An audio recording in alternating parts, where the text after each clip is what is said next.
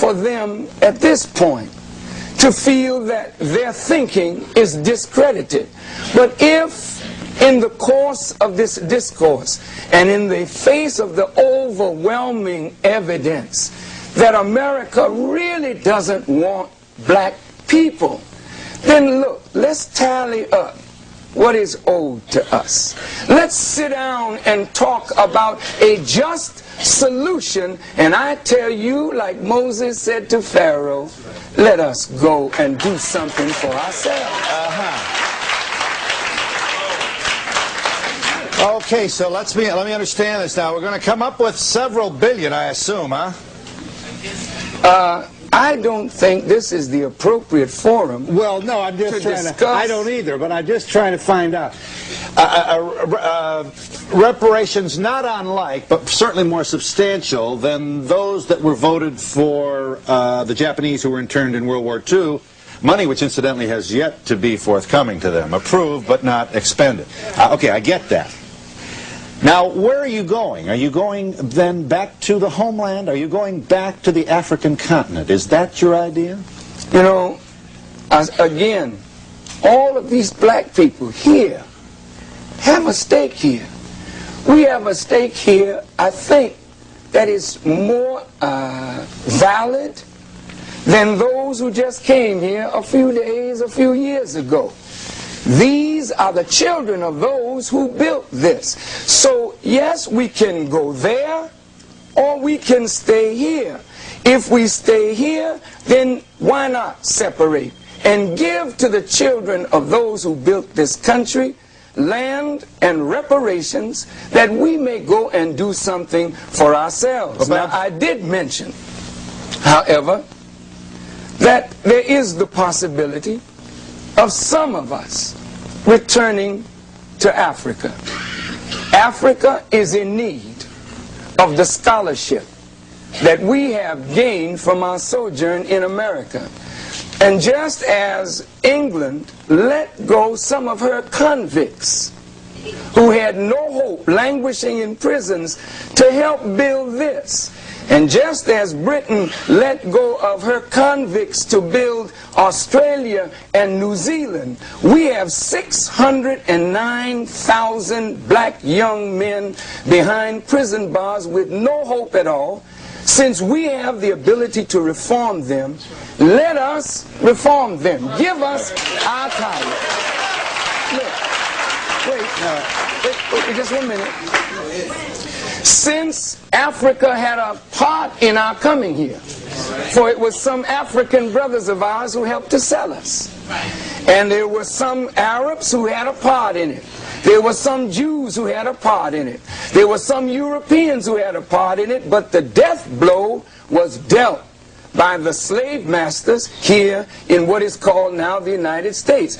So since we didn't give up our right to Africa, then why should not we petition our own kith and kin to set apart for the children of the slaves certain land and territory that some of us, particularly those who have no hope whatsoever in the society, let them go to begin to build a new reality for themselves and for their people. In the homeland, in the land from which their kith and kin originated, yes, and from which they came.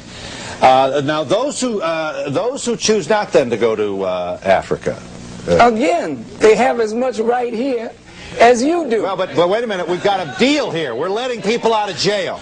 Yeah. Well, that does complicate it just a little bit. Where do I, assuming that not all the brothers will wish to return to Africa, obviously I do not presume to speak for them, but it's not unreasonable to assume that not all of them want to go. Is it your notion that there should be an area within the continental United States to establish a nation, a separate nation? If we agree that these brothers and sisters of ours can't get any justice within the social, political, and economic order that you call the United States. You said if. You don't think they can. Why shouldn't we be separated in a state or territory of our own. Because then there's this imaginary line. You get some sheriff down there chewing mail pouch, and we've discussed this before. But look, all of a sudden somebody starts holding hands with somebody else at the drive-in theater, and then the racist words are heard in the night, and there goes the neighborhood. Come on, you can't possibly expect. You can't trivialize the cry for justice. Now, it was not impossible for England, France, America, and the United Nations to take land from the Palestinians and settle Jews in a state of their own, giving hope to oppressed Jews all over the world. Why should there be this trivialization of a desire on the part of black people, since we have not made it here, to go and do something for ourselves? We as black people have to provide a future for our people, for the government, and white people are not providing a future for us. So it is wrong for us to stay around laying at the foot of white people like the Bible's Lazarus, begging for crumbs that fall from their table when we can go and make a table of our own.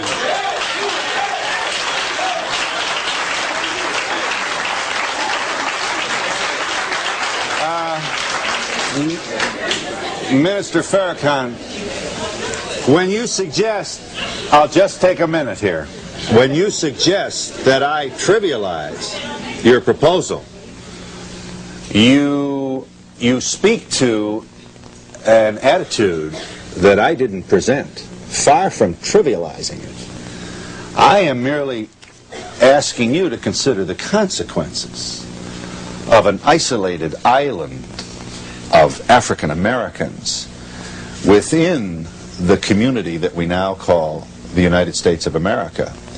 And you use the State of Israel to support your notion and its practical possibilities.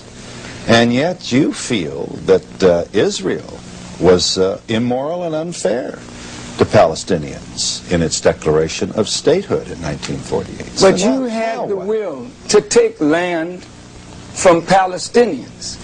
We have a more natural right to land in Africa or land here than the Jews had to Palestine. Okay. And if you could do that for them, sir, with all due respect, why is it so silly to think that we now should be some isolated ghetto? We can be isolated in the ghetto, but we can't be together in unity. I didn't say building that. A nation. No, you didn't say that, but I'm saying it. You think that we're going off into some isolation. Well, where will it be? Where will it be? You want? Well, that's something we have to discuss. Yeah. We have to negotiate that.